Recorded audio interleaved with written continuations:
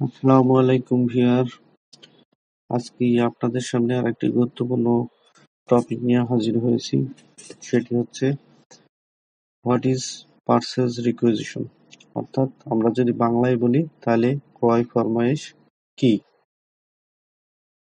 তবে বন্ধুরা, আপনাদের আজকে এই বিষয়গুলো নিয়ে আলোচনা করার আগে একটু বিষয় আপনাদেরকে বলে রাখি। আমি আপনাদের বাস্তবধর্মী বা প্র্যাকটিক্যাল ওয়ার্ক, যারা আমরা বিভিন্ন কোম্পানিতে কাজ করি বা বিভিন্ন জায়গায় চাকরি করতেছি, তারা কোন কোন প্রবলেমগুলো ফেস করে, তাদের কার্য বা তাদের কার্যের পরিধি, কাজের আওতা, তাদের কি কি বিষয়গুলো জানতে হবে, বা নতুনরা যারা আছে বা নতুনরা বিভিন্ন জায়গায় জব করবে বা ইন্টারভিউ দিবে, তারা ফিজিক্যাল ওয়ার্ক গুলো জানে না বা কাজের প্রসিডিউর গুলো জানে না, কিভাবে কাজ করতে হয়, বা এই প্রবলেমগুলোই কিন্তু যখন সে জবে ঢুকবে তখন তাকে ফেস করতে হবে। সুতরাং আগে থেকে আপনার এই বিষয়গুলো জানতে হবে, বুঝতে হবে। সেই সমস্ত বিষয়গুলো নিয়ে আলোচনা করি। এবং শুধু তাই না, আপনি এক জায়গায় কোথাও ইন্টারভিউ দিতে গেছেন, আপনাকে এই কোশ্চেনগুলো ধরতেই পারে যে পার্সেজ রিকুইজিশন কি, পার্সেজ রিকুইজিশনটা প্রসিডিউর কিভাবে হয়, কিভাবে কোন প্রসিডিউরে একটা পার্সেজ রিকুইজিশন সম্পন্ন হয়, তারপরের প্রসিডিউরটা কি হয়। সুতরাং আমি চেষ্টা করব আপনাদের একেবারেই অডিট নিয়ে, অ্যাকাউন্টিং নিয়ে, বাস্তব ফিজিক্যাল যে প্রবলেম গুলো ফেস করেন সেই জিনিসগুলো আমার ভিডিওতে তুলে আনার চেষ্টা করব। তবে বন্ধুরা, আজকে যে বিষয়টি আমি এখন আলোচনা করতেছি সেটা হচ্ছে পার্সেস রিকুইজিশন সম্পর্কে আমরা ডিটেলস আলোচনা করবো। অর্থাৎ ক্রয় ফরমেশ, একটা ক্রয় ফরমেশ হতে হলে কি কি ডকুমেন্ট লাগে, কিভাবে এটা প্রসিডিউর করতে হয়, সেই বিষয়গুলো নিয়ে আমি আলোচনা করবো। তাহলে চলুন বন্ধুরা, জেনে নেওয়া যাক বিষয়টা কি।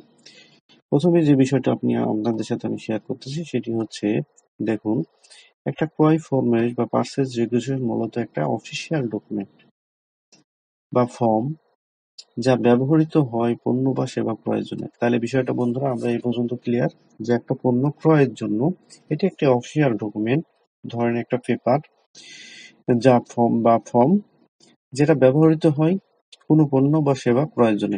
বন্ধুরা, আমি আগেই বলে রাখি, আপনাদের বিভিন্ন ফর্ম নিয়ে আমি একটা ভিডিওতে এগুলো ডিটেলস আলোচনা করব। সেখানে পার্সেজ রিকুইজিশন থেকে আরো অন্যান্য ফর্ম গুলো থাকবে, যেগুলো আপনাদের নতুনদের জন্য, বিশেষ করে জ্ঞান অর্জনের জন্য বা তাদের বোঝার জন্য, তাদের প্রিপারেশন নেওয়ার জন্য খুবই ভালো হবে। সেগুলো নিয়ে আমি অন্য একটা ভিডিওতে আলোচনা করব। আজকে শুধু জেনে রাখেন যে এটা একটা অফিসিয়াল ডকুমেন্ট বা ফর্ম, কোম্পানি কর্তৃক নির্ধারিত একটা ফর্ম যা ব্যবহৃত হয় পণ্য সেবা ক্রয়ের জন্য। তার মানে একটা পণ্য ক্রয় করতে গেলে একটা ডিপার্টমেন্ট কি করে, বিভিন্ন কোম্পানি, একটা কোম্পানিতে কিন্তু বিভিন্ন ডিপার্টমেন্ট থাকে। তো যে ডিপার্টমেন্টই হোক, একটা নির্দিষ্ট সবার জন্য একটা প্রেসক্রাইব ফর্ম আছে, সেই ফর্মটা তারা পূরণ করে সেগুলো কি, এই তাদের কি কি পণ্য লাগবে, কি লাগবে না লাগবে সেগুলো লিখে, কোয়ান্টিটি লিখে কোথাও প্রেরণ করা। এটি একটি অনুরোধ বা নির্দেশনা হিসাবে কাজ করে। এই ফর্মটা একটা অনুরোধ বা নির্দেশনা, যে আমি এটা কিনতে চাই, এটা করতে চাই, যা একটি সংস্থার বা প্রতিষ্ঠানের অভ্যন্তরীণ ক্রয় বিভাগে পাঠানো হয়। এটি আবার কি করে, আমরা এই রিকুইজিশনটা বিভিন্ন ডিপার্টমেন্টে যা যা কিনবে সেগুলো কি করে, এর জন্য একটা ডিপার্টমেন্ট আছে, সেটার নাম হচ্ছে ক্রয় ডিপার্টমেন্ট বা পার্সেস ডিপার্টমেন্ট। সেই ডিপার্টমেন্টে এই ফর্মটা কি করা হয়, যে অ্যাপ্রুভাল দিয়ে পাঠানো হয়। ক্রয় ফরমেশের মাধ্যমে কখনো কোনো নির্দিষ্ট পণ্য বা সেবা ক্রয়ের জন্য প্রয়োজনীয় অনুমোদন বা নির্দেশনা প্রদান করা হয়। তার মানে আমি আগেই বলেছি, যে একজন প্রস্তুত করে, যে ডিপার্টমেন্ট নেবে সে প্রস্তুত করার পরে কি করে, সেগুলো সহ এক নির্দিষ্ট ব্যক্তিদের নিকট থেকে, কোম্পানির একেবারে লোয়ার ম্যানেজমেন্ট থেকে টপ ম্যানেজমেন্ট পর্যন্ত এটা অনুমোদন নিয়ে পার্চেস ডিপার্টমেন্টে বা ক্রয় ডিপার্টমেন্টে প্রেরণ করা হয়। আসলে এই ক্রয় ফরমেশ বা পার্চেস রিকুইজিশন উদ্দেশ্য কি? উদ্দেশ্য, এখন আমরা জেনে নিই উদ্দেশ্যগুলো কি কি। উদ্দেশ্য হচ্ছে কি, ক্রয় ফরমেশ কি, একটি সংস্থার প্রক্রিয়া বা একটা কোম্পানির প্রক্রিয়া যা নিয়ম অনুযায়ী পণ্য বা সেবা প্রদানের জন্য অনুমোদন চেয়ে কর্তৃপক্ষের কাছ থেকে একটি আবেদন হিসেবে কাজ করে। যে এই একটা ফর্ম, প্রেসক্রাইব ফর্ম, এইটা ফর্মটা কি, যে আমি এটা ক্রয় করবো, এর জন্য অনুমোদন চেয়ে কর্তৃপক্ষের কাছ থেকে একটা অনুমোদন নিয়ে আবেদন হিসেবে কাজ করে, যে আমি এটা ক্রয় করতে চাই। তাহলে ক্রয় ফরমেট বা পার্সেল রিকুইজিশন বৈশিষ্ট্যগুলো কি কি থাকা লাগবে? এই যে ফর্মটা, আমরা যে ফর্মটা আসলে পূরণ করব, সেই ফর্মটা আসলে কি হতে পারে? সেই ফর্মটা সেই ফর্মটা কি হতে পারে? সেই ফর্মটা হতে পারে পণ্য বা সেবার বর্ণনা। সেখানে একটা পণ্য বা সেবার বর্ণনা থাকতে পারে। তারপরে কি থাকতে পারে? সেটা অর্ডারের পরিমাণ এবং মূল্য থাকতে পারে। সেখানে ক্রয়ের প্রয়োজনীয়তা থাকতে পারে, অর্থের অনুমোদন থাকতে পারে। যেমন আমি পণ্য বা সেবার বর্ণনা যেটা কি কি বলবো, যে ফর্মে পণ্য বা সেবা সম্পর্কে বিস্তারিত যেমন নাম, পরিমাণ, ব্র্যান্ড, স্পেসিফিকেশন ডিটেইলস থাকবে। এই যে ফর্ম, আপনি কি পণ্য কিনবেন বা আপনার এর কি পরিমাণে কিনবেন, ব্র্যান্ডটা কি থাকবে, স্পেসিফিকেশন কি থাকবে, এই জিনিসগুলো যদি আপনারা না দেন তাহলে কি একটা ক্রয় ডিপার্টমেন্ট, যে ডিপার্টমেন্টে আপনি পাঠাবেন, সে কি আপনাকে নিয়ে দিতে পারবে?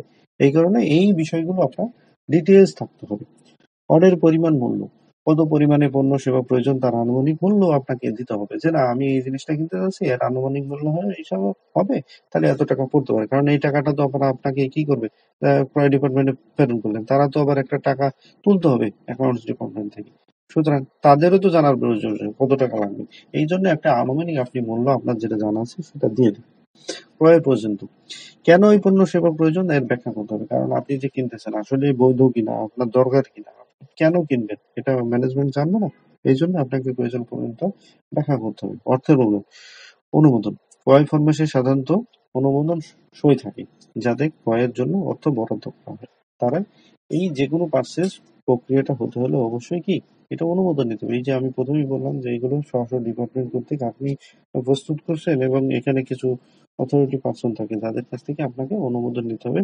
এটি কি করার জন্য? অর্থ বরাদ্দ করার জন্য, মানে আপনাদের ক্রয়ের জন্য যে টাকাটা প্রদান করবে। তাহলে বন্ধুরা নিঃসন্দেহে আমি বোঝাতে পারলাম আপনাদেরকে যে ক্রয় ফরমের পার্সেস রিকোয়েজিশন বৈশিষ্ট্য কেন, আপনি কি কি বৈশিষ্ট্য থাকতে হবে এই একটা পার্সেস রিকোয়েজিশন বা এই প্রেসক্রাইব ফর্মটাতে। এরপরে ক্রয় ফরমায়েশের মানে রিকোয়েজিশনটা প্রক্রিয়াটার কি, এই প্রক্রিয়াটা কি হতে পারে। প্রথমে যে প্রাথমিক অনুমোদন, ক্রয় প্রক্রিয়া, ডেলিভারি।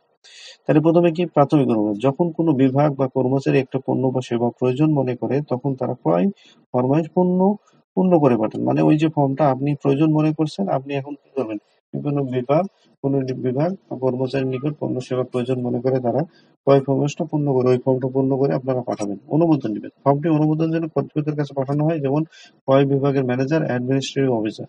এগুলো কি আমি জাস্ট বলে দিছি, এটা কোম্পানি ভেদে বিভিন্ন হতে পারে। যেমন হচ্ছে প্রথমে আপনি ক্রয় ম্যানেজার দিবেন, তারপরে এটা অ্যাডমিনিস্ট্রেটিভ অফিসার, তারপরে হচ্ছে এটা অডিট ডিপার্টমেন্ট যেতে পারে, এটা অ্যাকাউন্টস ডিপার্টমেন্ট যেতে পারে, এটা বোর্ড অফ ডিরেক্টর যারা পার্টনার আছে তাদের নিকটেও যেতে পারে।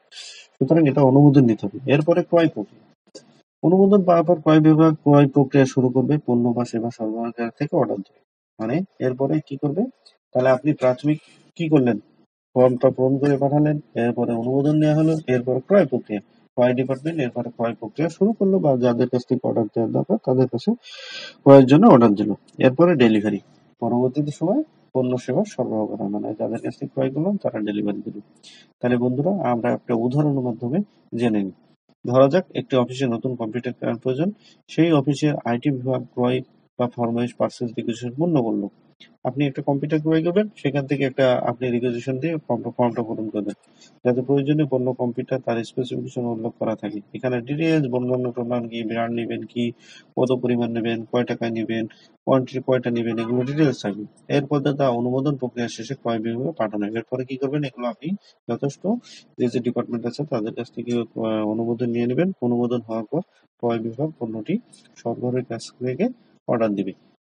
আমার মনে হয় বন্ধুরা যে আপনাদের আগেও আমি ডিটেলস বিষয়টা আমি ভিডিও করার সাথে সাথে তখনও বিষয়টা ডিটেলস বলে দিয়েছি এবং আপনার শেষেও আমি প্রক্রিয়াটা একটা উদাহরণের মাধ্যমে বুঝিয়ে দিয়েছি।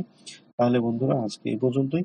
কিন্তু এখানে একটা বিশেষ দ্রষ্টব্য বলে রাখি, সেটা হচ্ছে আমরা নেক্সট ভিডিওতে আপনারা প্রথমে এই যে পার্সেস রিকুইজিশনটা কিভাবে কমপ্লিট করবেন, কোন প্রসিডিউরে আপনারা ক্রয় বিভাগে পাঠাবেন, এইটা দেওয়া হলো। এরপরে আমরা যেটা বলবো যে পার্সেস প্রসিডিউর, তার মানে হচ্ছে একটা পার্সেস হতে গেলে কিছু প্রসিডিউর লাগে শেখানো, সেই প্রসিডিউর গুলো কি কি, তাহলে আমরা নেক্সট ভিডিওতে পার্সেস প্রসিডিউর গুলো নিয়ে কথা বলবো। তাহলে বন্ধুরা আজকে এ পর্যন্তই। ধন্যবাদ সবাইকে। আল্লাহ হাফেজ। সবাই ভালো থাকবেন।